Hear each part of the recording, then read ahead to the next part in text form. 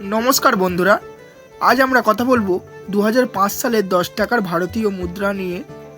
এই মুদ্রাটি ভারতের একটি গুরুত্বপূর্ণ মুদ্রা এবং সংগ্রাহকদের মধ্যে অত্যন্ত জনপ্রিয়। এই মুদ্রার এক পাশে ভারত ও ইন্ডিয়া লেখা আছে, সাথে অশোক লায়ন ক্যাপিটাল এবং মুদ্রার মূল্য 10 ও বছরের 25 দেখানো হয়েছে। অন্য পাশে 10 রুপিস লেখা আছে, সাথে একটি বিশেষ ডিজাইন আছে যা মুদ্রার মূল্য নির্দেশ করে। এই মুদ্রাটি মেটালিক অর্থাৎ দুই ধরনের ধাতু দিয়ে তৈরি। এর ওজন প্রায় 4 গ্রাম, আকার 27 মিমি। 2005 সালে 10 টাকার মুদ্রাটি একটি বিশেষ উপলক্ষে প্রকাশিত হয়েছিল। এটি সংগ্রাহকদের জন্য একটি ভালো সংযোজন।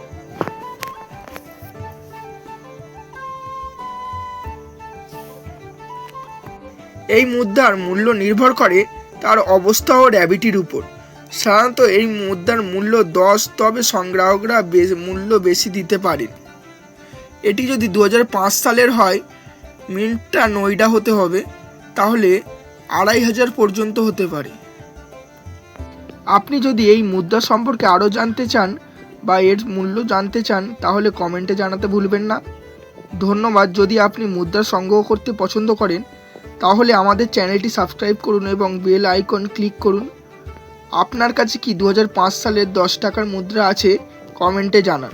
ধন্যবাদ।